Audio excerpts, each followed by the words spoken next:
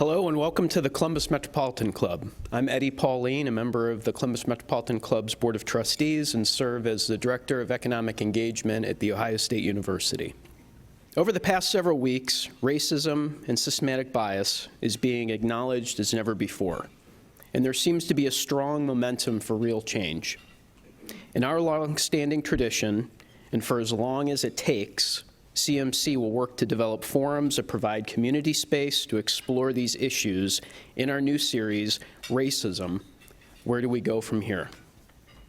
Today's forum, Young Black Men Speak, is live streamed thanks to our live stream partners, WOSU Public Media, Dispatch Media Group, and PNC. We'd also like to thank all of you who purchased a virtual seat today.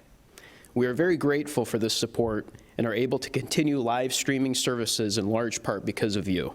Thank you. Complicated and complex, resolving the many issues of racism is an urgent task. People of all colors and backgrounds are engaged in demands for greater equity and justice. To begin to understand the challenges, listening to those whose daily lives are shadowed by racism is a reasonable place to start, and where we will start today. What does life look like day to day for a young African-American man? We are pleased to welcome three exemplary young leaders for a glimpse. Please welcome Michael Bivens, Andrew Pierce II, and Playon Patrick will lead the conversation. Playon, the stage is yours. Thank you so much for allowing me to host today's forum with such important voices to be heard. Good afternoon, ladies and gentlemen, and welcome to CMC's Forum on Young Black Men. Guys, I'm going to jump off with the first question. So America has used policing and incarceration as a form to control the black community. What systemic changes do you think we can make, if any, to fix the broken system? Well, first and foremost, I would like to say thank you all for having me. But when every question that I answer, I'm going to honestly answer from my heart. Do not look at my parents. Do not look at nothing. This is coming from me. But this question actually has two parts. The first part would be police officers they apply for their job and they go through the training and everything, and then they become police officers. The question that we need to ask them are, why do they want to become a police officer? And why do they want to police in certain neighborhoods? Because I just truly, in my heart, I feel like an officer from Heath should not come into inner city Columbus and police an urban environment. The second part to that question, we are the people that elect these judges and the prosecutors. So we have to look at their temperaments. We need to look at what are their views to sentencing, and that's how we change the system, by putting the right people in place to make change. I definitely agree with that. You have any thoughts?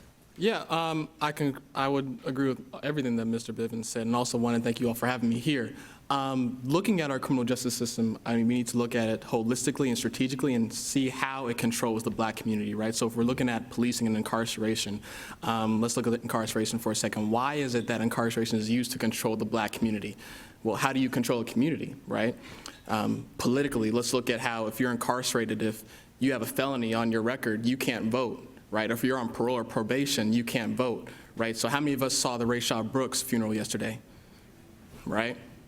One of the things that struck out to me what that pastor said was that 1 in 18 Georgians are on parole or probation. And with that incarceration on your record, how does that really control your future and how your destiny, how you can really build your community, right? If I can't get a job, I can't put financial independence into my community. If I can't own a lease, I can't have financial ownership in my community, right? So all this incarceration builds back into how we're really oppressing the black community, right? And looking at our officers that are coming into our community and policing us, saying, okay, if I don't know you, if you're from like Heath and I'm in Linden, I don't know who you are, right? So there's already a disconnect there between our police officers and our communities that they're supposed to be protecting. Yeah, so we need to be establishing a more connect, approach to the police officers in our community. Definitely, but how do you think black men are viewed in America today? So it all goes back to media, right? So America, we're the media power of the world, and how we reflect ourselves as a country in our media shows how we view certain groups, right? So for example, black men, you're either seen as a LeBron, as an athlete, you're either seen as a rapper, a Meek Mill, or you're a thug, right? Or you're a black exception, right? In that a black exception, someone who's in a suit, right, at a college, right? You see them, they're an exception, they're rare. They're not really what black men are supposed to be like. Exactly. Right? You're 21, you don't have any kids? Exactly. You're like, what? Like, and I've gotten those questions before on campus, of course. So media plays a huge role in how we're viewed as black men in America, of course. Exactly. 100% would like to agree with what you said. That's actually very powerful. From this, I can't really give a generic view because I cannot speak for every black man in America. But as you all see, I'm sitting here. I'm 220 pounds, African-American male, standing at 6 foot. And it's really just how you look at things. I could come off aggressive if you do not know me. If you do, I promise you, if you get to know me, I'm actually probably the most funniest person you'll ever meet in your life. I love cracking jokes. I love just having a good time. But when it goes down to when I'm walking up the street and a group, well, people that do not look like me have to cross the street just based upon how they view me, and I'm just walking up the street minding my business, it goes to show that they view as like aggressive. They might view me as a threat. So it just goes upon how can we really change that at some point. So, but yeah, I feel like that's how it's viewed. Yeah, that negative portrayal definitely leads to a negative perception Exactly. and negative outcomes. But when you look at the climate in America today, you have the deaths of Ahmaud Arbery, George Floyd, Rashad Brooks, and so many others. Why do you think white Americans fear young black men? It's ingrained into American culture, right? So if we look at my people struggle in this nation, we came over here, let's say 1619, for 300, 400 years, my people were seen as less than human, right? Let's take it further. For the past only 56 years, I've been recognized as a full citizen, being given the right to vote, being given to go into any public space that I want to go into, right? So it's ingrained into the very fabric of America. So when we look at generations and looking at generational trauma and how we can pass on that trauma from slavery, right? I truly believe that you're also passing on that prejudice and that racism from the other side, right? So you may love my music, you may love my movies, you may love my basketball shoes, but let me actually talk to you. You really don't want to get to know me. You love the idea of me, but you don't love me. Exactly. That's why Black America fears the black man. I'm gonna answer that question with a question. First and foremost, I just have the question, I'm gonna place out a group. Do racist white Americans, do they fear black people or do they hate black people? Because there's a difference because if you fear something, you avoid it at all costs. You stay away. You don't even try to mess with it. But if you hate something, you do everything in your power to destroy it. You do everything to try to kill it, and you try to nullify that whole entire description, the whole power aspect of things. But I'll give you an answer. The reason why they fear Black America is because they do not want to share the power. Based upon everything in America, it's always about who has the most power. And whoever has the power, they're in charge. So why would they want to share that with the people that can make the change? So there we go. Definitely power. Okay. If you want to keep going, though, what policies or reforms can police departments implement to see change in our communities? Oh, I got something for that. Say I got something. something. Go on.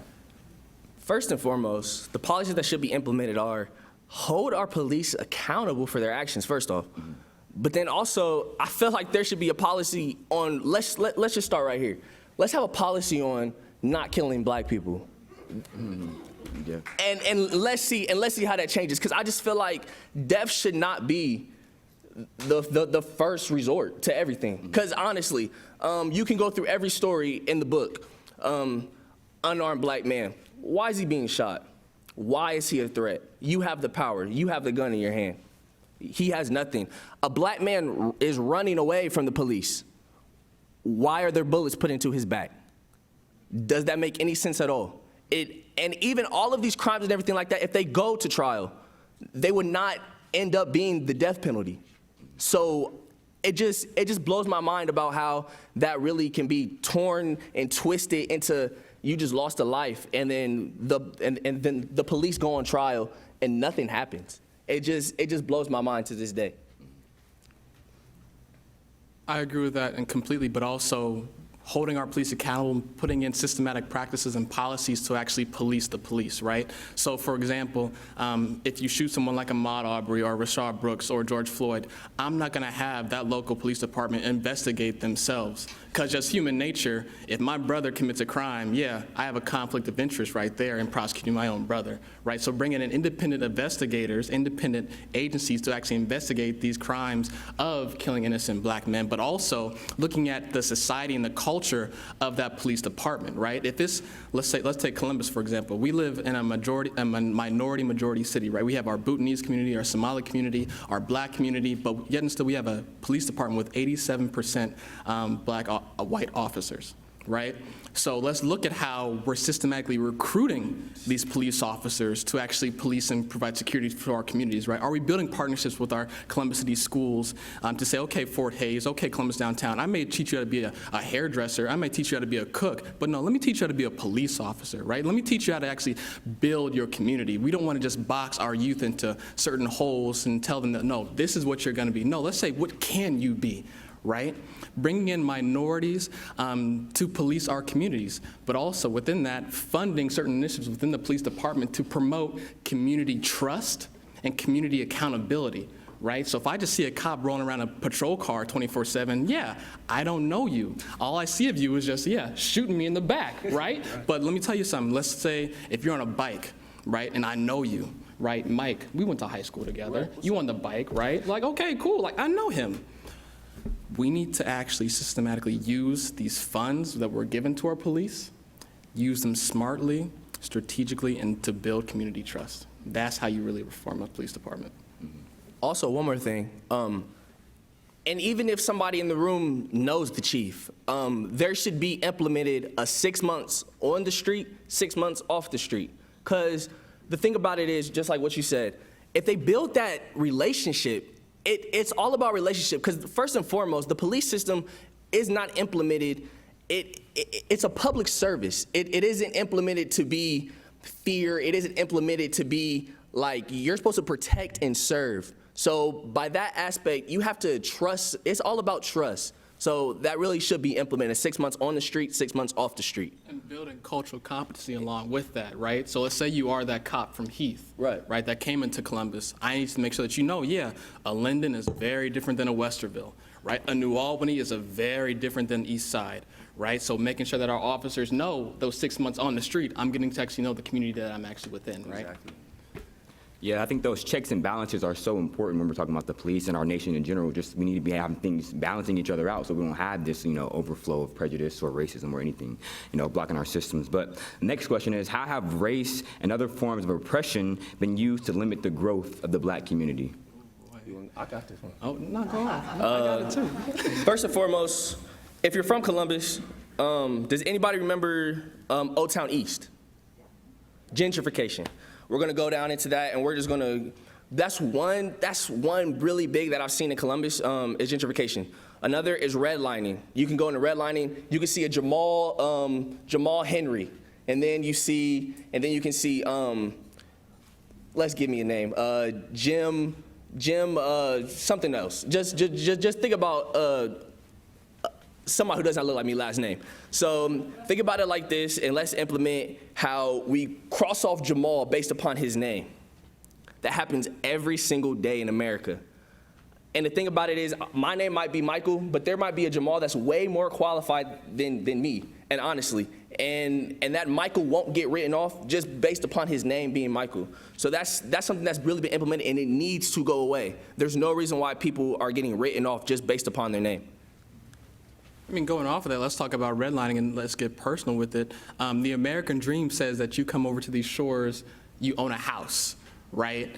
That's like the biggest staple, white picket fence, leave it to beaver type atmosphere, right? within the black community for so long and generationally, we were barred from even owning our own homes and barred and boxed into just certain neighborhoods with low property values, right? The strength of a community is based on a property value. But let's say you actually own your home, right? So let's take my grandmother's house, for example, who lives in Linden on Holt Avenue. You own a house, but that house is not up to code, right? Because you don't have the economic background to actually build that up. Or if you can build up to a modern household, your neighborhood infrastructure can't support that house, right? So anyone who knows in Linden, if it rains, you're praying your basement don't flood because you understand that your sewage system for your street isn't up to code. And if anything, you want to go to the city and say, hey, my street, Holt Avenue, it's not up to code. Well, you're not due for a new sewage system till 2030. By 2030, I'm going to have kids, but you're telling me my grandmother's house that they bought in the 50s can't have adequate sewage system. But yet and still, you go to Clintonville, it's a whole different story, right? So economically, the way that the black community has been oppressed is financial independence. The best way to build a community is through generational wealth, and the best way to build generational wealth is through land. If we don't have our own land, you can't build anything on that land, right? So I'm gonna get off track a little bit. My little sister and me were having a conversation yesterday, and she was like, well, why do I need to own land? If someone wants to come in and buy it from me, I'll just sell it to them. No. Own the land, lease the building, right? Too quick in the black community, we're told just sell, exactly. Right? Get out, right? Go to Dublin, go to New Albany. If you can get out, right? We need to start learning within our communities that if we can own the land and actually build up and build our communities, that's where you can begin to systematically deconstruct the institution of oppression, right? Even education, right? Look at public schools versus suburban schools, right? Governor DeWine, $300 million cut from Columbus City schools, and you have 31 schools in poverty-stricken highest ratings, right? But still, you go to Nolan Tange where you have maybe 1 or 2 high schools and a higher property values for higher property taxes, you can take that budget reduction, but Columbus Public Schools where you have 46,000 students, you can't handle that, exactly. Right? In a district that is mostly black people. Most recently, you may have heard people calling to defund the police. In what ways do you think that the government can invest funding to improve the success of young boys and young men of color? Well, first and foremost, we need to understand that the police, they're not the military. My father was a soldier, and the police are not the military, I promise you, not close enough. So all the money that's going towards, it goes towards things that can help, but it doesn't, all that money should not go into things that are tearing down the community more than it's uplifting the community, if that makes sense. But some groups that I would say, just take a portion of it and put it towards Men on the Move, My Brother's Keeper, Big Brother, Big Sister.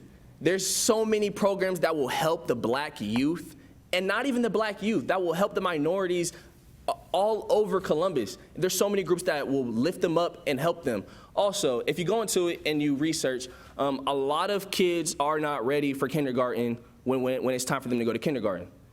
The money that's going into the police system, some of that money could go towards helping them get ready to know how to write their name, know their ABCs before they get to kindergarten. Also, homelessness. Homelessness is a very big issue in Columbus, Ohio. And a lot of the money that's going into the police system, some of that money can go into finding houses, getting people stabilized. And the list can go on. The list can really go on. You guys know the issues that are going on in Columbus, and it's very big. And the thing is, we have the power to change it. And all over across America, every single police force, they have money to give. They don't need all that money. So we as the people need to stand up and say, take this money away and put it into things that will actually build the community up. If you guys don't want to build it up. My fault, you know. No, go off. No, of course. I mean, I agree with that completely, right? Because when we look at when time for budget cuts, usually what's on the chopping block is education and social services, right? Better yet, let's take it back in the 80s, right? War on drugs, let's give more money to police, let's give a 1994 crime bill, and let's take that money away from, mental institutions, right? Let's take that money away from our public schools, let's take that money away from our after-school programs, right? So if I'm a young kid, I got nowhere to go after school. I'm hyper, but no one's really telling me how to control that, right? So if I'm hyper, they're saying, no, sit down. If I don't sit down, we have a police officer come in and just really put you down, right? So we really need to look at funding our social services and our educational systems, right? Primarily hiring minority teachers within our educational systems, right? So let's talk about kindergarten. I didn't have a black male teacher till I was in high school, and even that I only had one. Never had a right? black teacher until I went to a HBCU. Exactly. Right? So if we're looking at our young black boy who's a 6-year-old who's trying to get his sight words ready, but his teacher doesn't understand that his home environment may not have the proper resources for that, how are we equipping our teachers in our educational system to deal with that, to make sure that they're ready for kindergarten? Exactly. Right? How are we investing into our social services to provide more extracurricular activities for our young black men?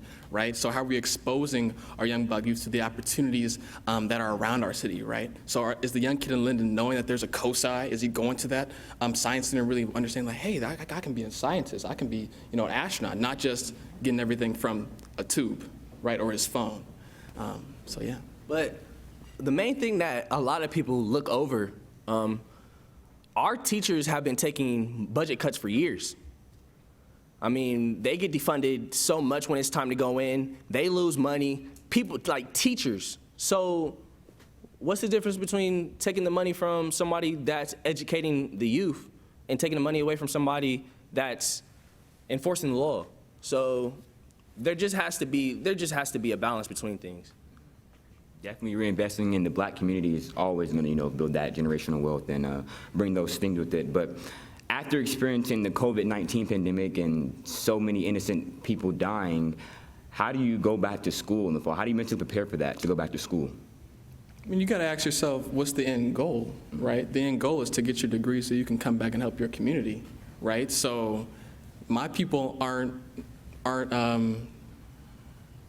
we're used to adversity, right? This isn't new to us. If you compare our experience right now to my great-grandparents, we're like, okay, you're living through a 1919 Spanish flu pandemic, you got a world war going on, and I'm not a citizen, and I got people trying to lynch me, and I can still get a college education and raise a family and have kids and own my own land. I don't think we have a choice but to succeed because our ancestors have already paved the road for us to succeed, right? At a point, you just have to look back and just, in my beliefs, you just have to look, at a point, you just have to have faith. Growing up in a Christian home, always remember, I know personally, I'm covered in the blood of my Lord, Jesus Christ. So no matter what goes on, no matter what happens, I just have to have faith that things are going to change. Things are going to be different. I'm not going to say it's going to happen immediately, but it's going to happen. I promise you that. So honestly, I'm just covered in the blood. So I'm straight. I'm good. Exactly. Yeah, definitely taking time. Definitely will take some time. When you look at statistics, it shows third grade is the average to determine the success of youth. What types of programming should be implemented to ensure the success of young boys of color? Ooh. You want this one? I'll take that. I mean, it's education and making sure that we're having sustained and continual learning, right? So we look at, let's take, for example, a private school versus a public school, right? That kindergarten in a private school, after they've learned their sight words, after they've learned, how to write their name, they're getting that big summer booklet and saying, all right, when you come back to the first grade, I need this entire booklet done to make sure that you're still on track to be in the first grade. We would go into our public schools, summer vacation, I'm just chilling. I'm on TikTok with my big brothers and stuff, right? So we look at investing in having required summer reading for our kindergartners and our first graders and our second graders, right? Building partnerships with metropolitan libraries to say, okay, summer reading, make sure that every CCS student or public school student has a summer reading challenge, right? Because if you're a kid, it's like, okay, if I can get a prize, if I can get coupons, I can go to Zumbizi Bay or the zoo, like, yeah, I'll read this 20 minutes for you, like, right? Implementing interventions for, those third and fourth graders who may not be on grade level, right? So let's take it for mental health. If I understand that, you have ADHD or that you have depression or that you have anxiety, I'm gonna implement an intervention to make sure that you get well. Why aren't we doing the same with education? I'm not just gonna let you fail and say, okay, well, you didn't make it this year, Mike. I'm gonna still take you to the 5th grade. It's cool. You'll be fine. You didn't make it 5th grade. I'm gonna take you to the 6th grade, right? I'm in high school and I'm still having classmates who can't read on grade level. Then why are we putting them in that situation to fail, right? That school to prison pipeline. As soon as we see a problem, we need to address that problem and solve that problem, right? First off, yeah, you did that. But a big thing is we have to look about their homes. A lot of 3rd grade students go through traumatic homes. They don't know, and they come to school and then they have to learn, and then they have to do good on tests. While at home, I'm just gonna go raw. Their parents are suffering from drug addiction. Their father is beating their mom. The things can go on. So we have to implement family stabilization plan. There should be a family stabilization plan. Get their parents jobs. I mean, because some of their parents, they don't have jobs, and since education is mandatory at that age, they don't have the needs to provide for their student. Get them good meals so that they can go to school in the morning, ready to learn. So we have to implement that. Also, we should implement mentoring programs off the gate. Like there should be somebody that when a 3rd grader walks into school, I look up to him. I want to hear what he has to say in order for me to have success, and that mentor pushes them to success, sits down, reads to them, talks about their life, because you don't know what a 3rd grader in inner city Columbus could be going through. And the thing is, we overlook them just based upon, oh, they're a kid, they'll grow out of it. But sometimes they don't grow out of it, and that could be traumatic for their entire life. So we have to implement familization programs and mentor programs at that age. And even going off of that, making sure that our parents know that they're building a partnership with their local schools to uplift their children, right? So let's say even your parents aren't on drugs, right? They don't have any mental problems, but your mom is working 9 to 5, right? Your dad is, let's take my example. My mother's a full-time college professor. My father's a pilot. My youngest sibling, Michelle, is the youngest of 4 children. So my parents are already very well spent, very organized in how they're spending their time as a parent, and also juggling their work life, right? So how is the school and government really coming in and help that 3rd grader say, okay, if your parent is bogged down with this, how are we helping that parent succeed, right? Or do we have a local PTA that's bringing in the Scholastic Book Fair to help you get up to that 3rd grade reading level, right? Are we having that local PTA or that local parental group taking you on exposure field trips to, the boathouse, right? So you can see what Columbus really has to offer, and it's not just, the kids in New Albany that come to the boathouse, right? So how are we actually building that partnership between our schools and our parents to build that trust to actually help that child succeed? And that's where we really need to bring back in funding our educational system and our social services system, right? Definitely. Keeping our kids engaged and attacking the problem where it starts is, one of our biggest goals.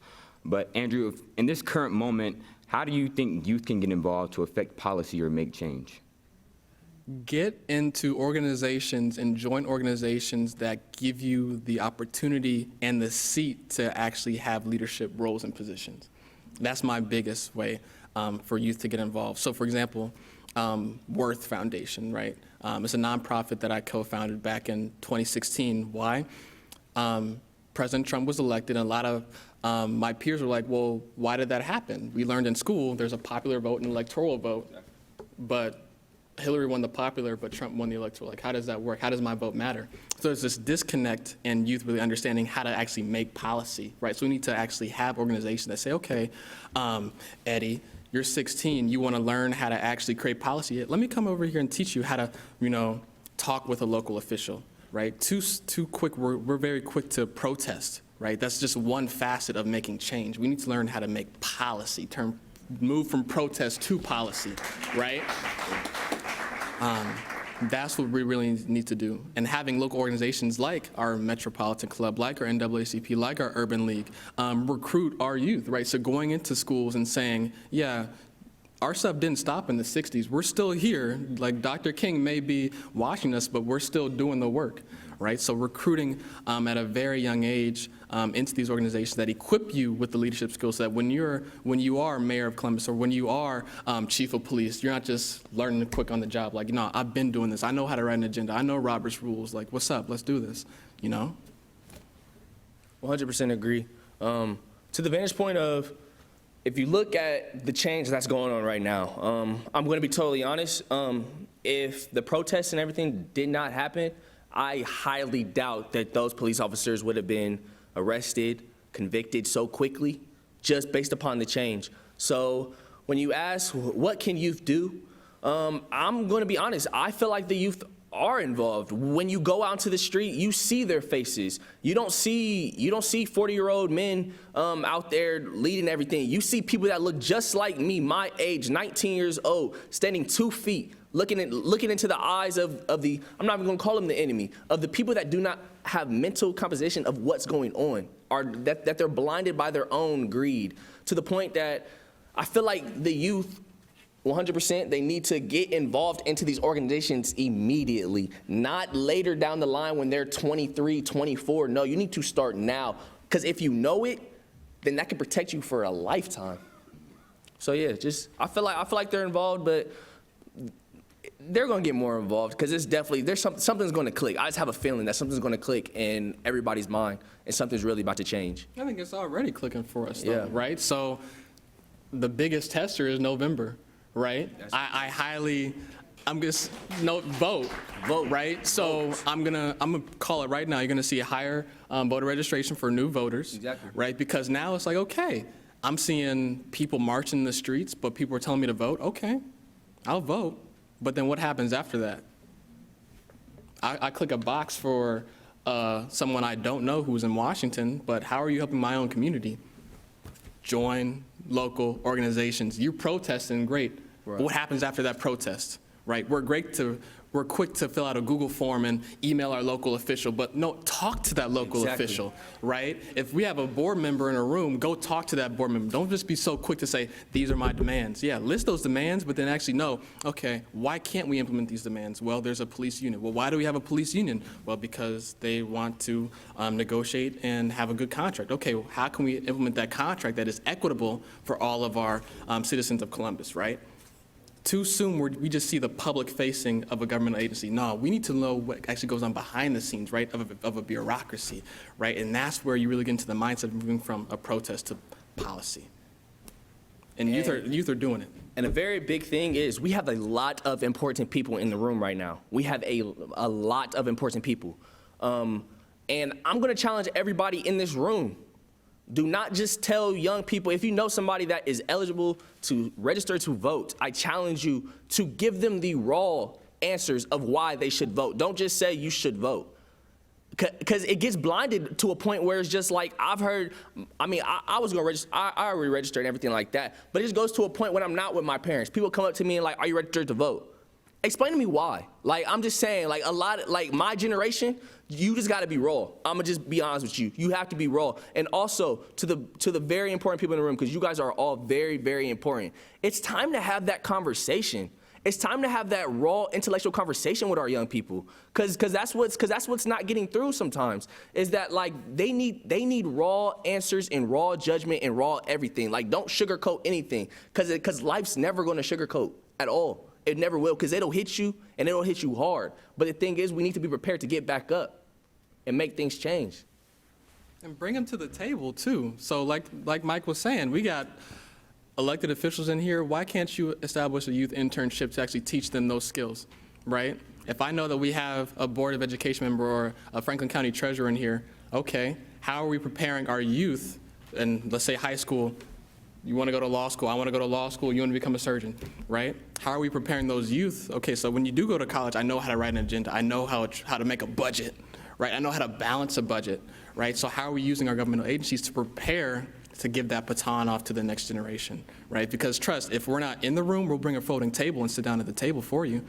Trust. I definitely agree with that. We're now going to open up the questions to the audience. We're going to take questions from our live stream and our live viewers. But while we do that, just one more question for you guys.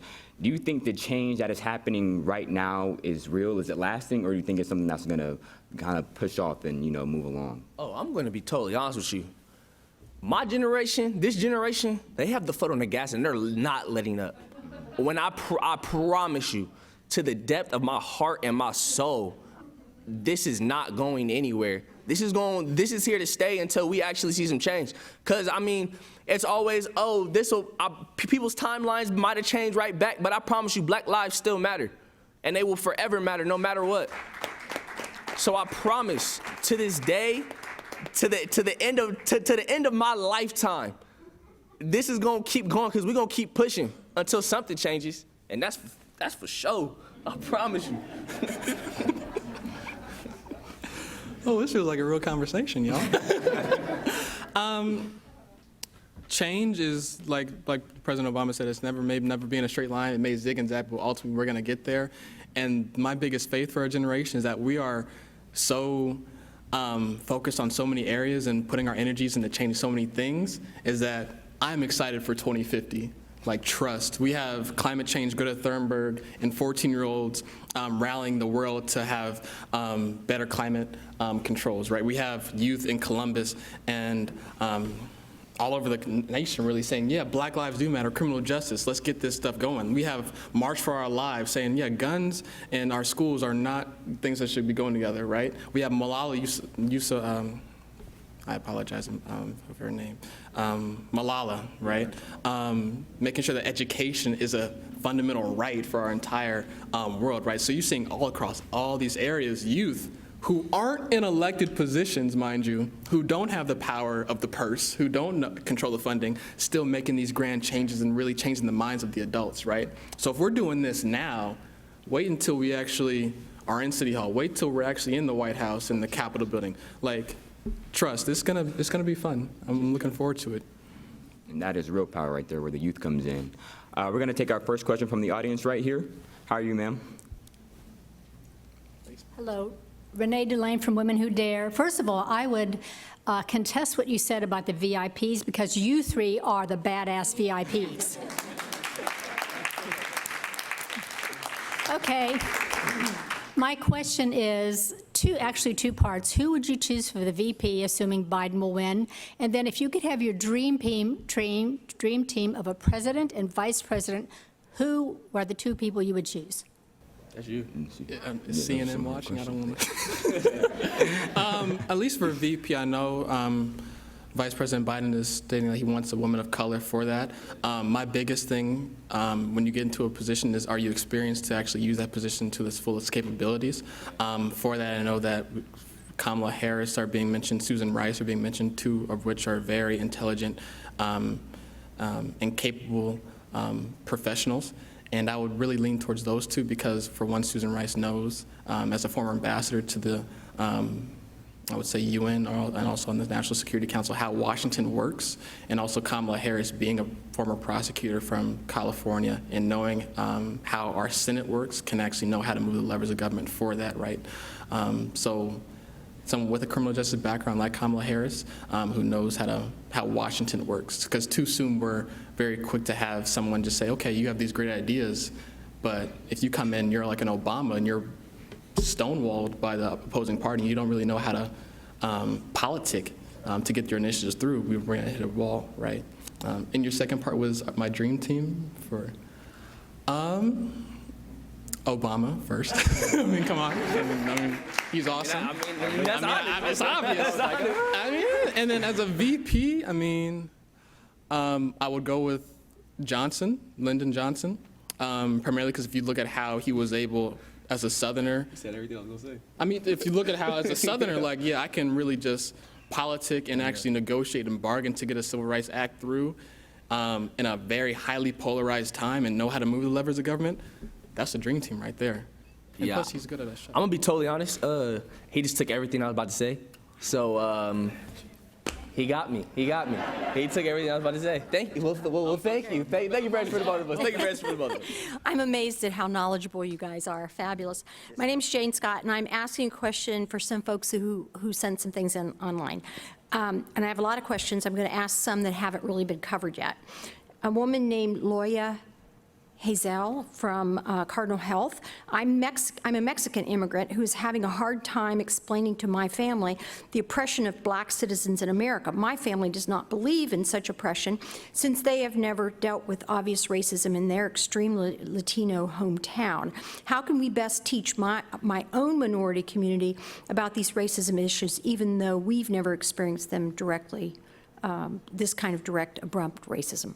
That's a great question. That's actually a very great question. I'm going to go back into, we're going to go into the dictionary a little bit. We're going to go to sympathy and empathy. So you can sympathize for me, but that means you have pity for me. I don't want you to have pity for me, but you can have empathy and you feel where I'm coming from. You understand what's going on. Everybody needs to have an understanding. I would challenge them to actually just go on Netflix, watch When They See Us, watch 13. What else? There's so many things that you could watch. Actually, The Color Purple. Go on Twitter and just look at it and just come out of your shoes and put yourself in the shoes of others and watch how that leads you and watch how that really brings you into the table. Like, I wouldn't want this to happen to myself. And this has been going on for hundreds of years for black folks. So it just goes into the mindset of 100%, I don't want this to happen to me, and I see what they're going through. I should most definitely have empathy and be like, 100%, we need to change, because I would never want this to happen to myself. Good afternoon, guys. Thanks for being here today. My name is Mike Carmichael L. Brands, and I'm a VIP, but, whatever. To Andrew's point earlier about letting kids know they can have a career as a police officer one day, I think that's important. Michael's point about coming from a military family, one thing I see, and I wanted to get your opinion about it, is that we bring former military people in to police. Exactly. There is no buffer.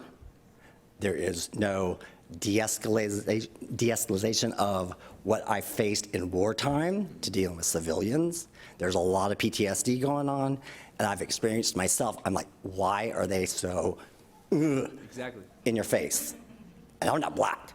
Right. I don't get it. So when you're talking about on the street, off the street, I think there needs to be a time frame when they get hired to say, we need to do something about making sure you understand your new audience. Right. Your comments. Right. 100% agree with that. Based upon the 6 months, I didn't really get into it because I don't really want to over-explain everything.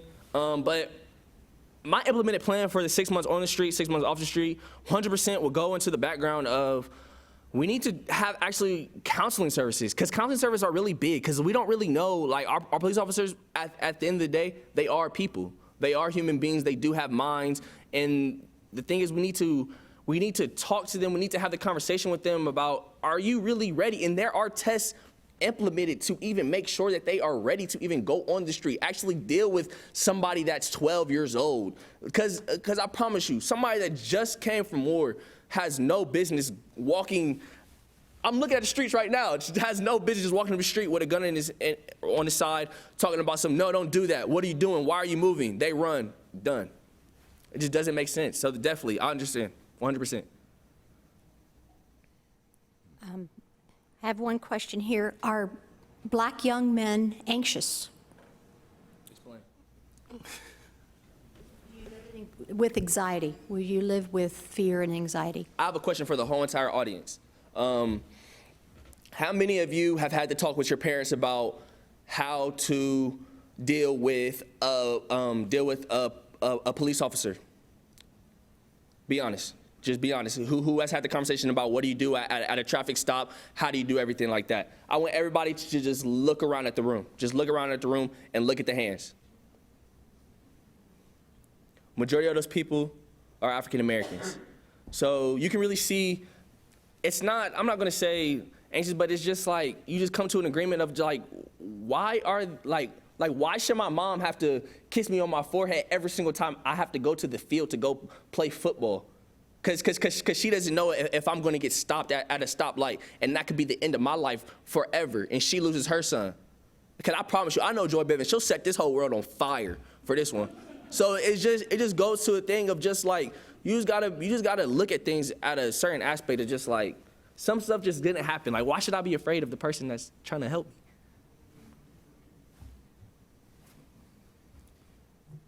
Thanks, gentlemen. Andrew, you mentioned the importance of community building and getting to know people. And one sensitive topic recently has been police officers in schools, serving as these school resource officers. And many people say, well, that's the police trying to build a relationship with young people and students. So what are your thoughts about school resource officers and the role they play or should play? Let me preface this. These views are completely mine and do not reflect anything of Columbus City Schools. Let me just say that first and foremost. I do believe that police officers in schools, they need to have a sustained role in building that trust. So for example, if I look at my own personal experience at Columbus Alternative High School, the police officer there was simply patrolling the hallways, not really interacting with the students. You would maybe just see her sitting at lunch and just looking at you and having a really authoritarian figure with that. So if we do have police in schools, give them a role, right? So if we're gonna be building that community trust, teach a class. Like actually get to know me and how I actually operate, right? So teaching students, okay, as a police officer, this is how the police system works, right? I'm not just here on my wherewithal. If we're gonna have police officers outside of school, making sure that we have safety officials in the schools that are equipped to handle the modern dangers of a 21st century school. Right, so if we see many people who are advocating for, well, why do we have police officers in schools? And last time you were in school was in like 1962. Things have changed since then. So we've had a Columbine, we've had a Parkland, we've had a Sandy Hook, right? So I see why there's an argument for police officers in schools for protection. Of course, yeah, because I don't want to give a teacher a gun.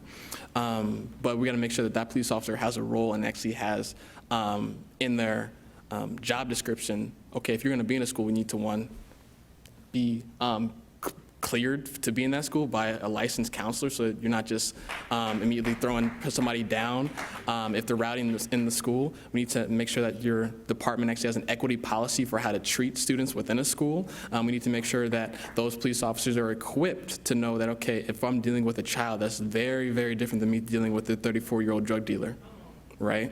So, yeah. So Catherine Glenn Applegate from Action for Children asks, what is the #1 change you would like to see in Columbus, Ohio? A football team. The biggest change I want to see in Columbus, Ohio, probably would be more elected officials that represent the fabric of Columbus as a whole, right? Because we understand that the biggest changes from Columbus come from our elected officials, but also our local businesses, right? So if I can make this a little like a two-parter.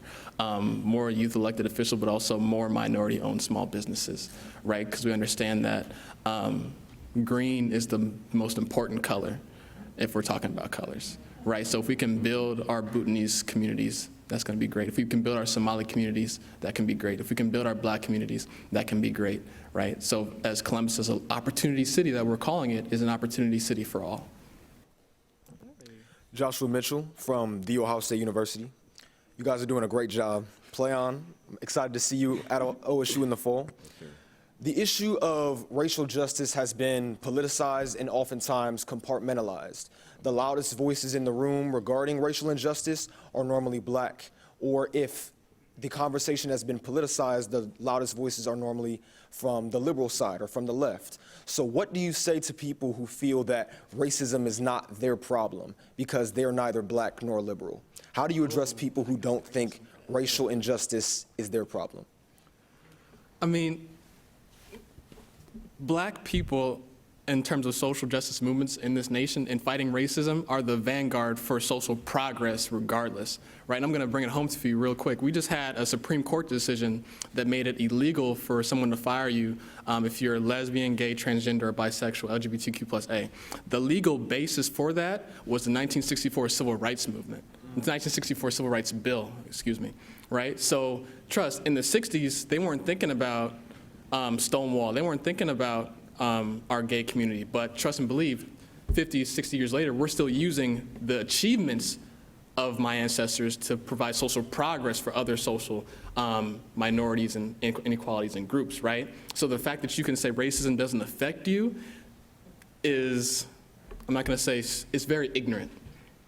It's very ignorant, right? Because we know that if in my fight for progress, black people, trust Fred Hampton, I'm going to bring along my white people. I'm going to bring along my Native Americans. I'm going to bring along my LGBTQ+A to actually make sure that this society is equitable and just for everyone, right? Racism is just the tipping point. There's a whole diaspora of social issues that black people want to fight for, and racism is just one of them. So let me go.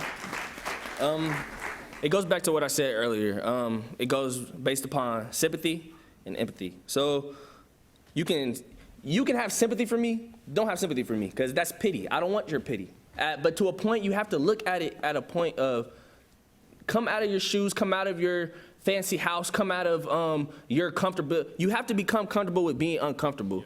And I promise you, in this time period, it's been going on forever. So, I mean, you're always going to have to become comfortable with being uncomfortable because that's how you see change. So you have to come out of your shoes, put yourself in somebody else's shoes, and actually look at it of a fact of if it was flipped, how would you feel? Would you want the black community to be like, that don't mean nothing to me. I don't want nothing to do with that. You would most definitely want their help to stand up and make a change, not just for themselves, but for the whole entire world, for the whole entire system. Better, yeah. Even with that, what we see largely in our society is that you love black culture, but you don't love black people, right? That's what it is at the end of the day. So if I go to a New Albany, yeah, I'm gonna see some people with some Jordans and some LeBrons on, but let's go to Linden real quick and let's go shoot some hoops over Woodward Park. I bet you would see a very, very stark difference, right? You got the new Meek Mill, other side of America, you listen to all the words, but I can't say the N-word. Well, why can't I say the N-word? Yeah, 100%. Like, don't look at, like, okay, so I'm an athlete. Always been an athlete. But the thing is, don't love me when I'm on the field. Love me when I'm off the field. So when I'm over here making the tackles, getting the interceptions, everything for you to cheer, for you to be like, oh, go team, go team. But when I'm off the field and I got my hand up and I'm saying Black Lives Matter, I 100% want you to be behind me and say, Black Lives Matter. A big thing I would like to see, the only way to beat racism is to challenge it any way you see it. It doesn't matter where you're at. It doesn't matter if you're black, white, brown, green, blue, everything. The only way to defeat racism is by challenging it anytime you see it. So that doesn't mean just because I challenge it, doesn't mean you can't challenge it. Doesn't mean you can't challenge it. That's the only way we're going to beat this is if everybody collectively challenges it. Thank you, gentlemen. That was really enlightening. Audience, thank you for the great questions. You know, we started today, my remarks included words like complicated, complex. The three of you were able to lay out some really actionable, thoughtful solutions to the problems that we're facing. And you've simplified things in a way that I think is really valuable for people to consider. It remains difficult, but you've given me a lot of optimism on a path forward. And working at Ohio State, we've gone through lots of diversity trainings, implicit bias trainings, and we've paid a lot of money for that type of consulting. And for $25 today, I got a real education on some solutions and an even better deal for our virtual audience. So thank you for your thoughtful comments today. On July 15th, we will welcome young black women to the stage to hear their perspective on these issues as well. We hope you will tune in next Wednesday at noon online or in person here at the Boathouse as we discuss the social determinants of health with Bo Chilton, CEO of Impact Community Action, and Dr. Olewola, Chair of the Department of Family Medicine at Ohio State. We are grateful for our live stream partners, WOSU Public Media, PNC, Dispatch Media Group, and our online virtual seat patrons. Thank you very much. And special thanks again to our speakers, Michael Bivens, Andrew Pierce II, Playon Patrick. Thank you very much.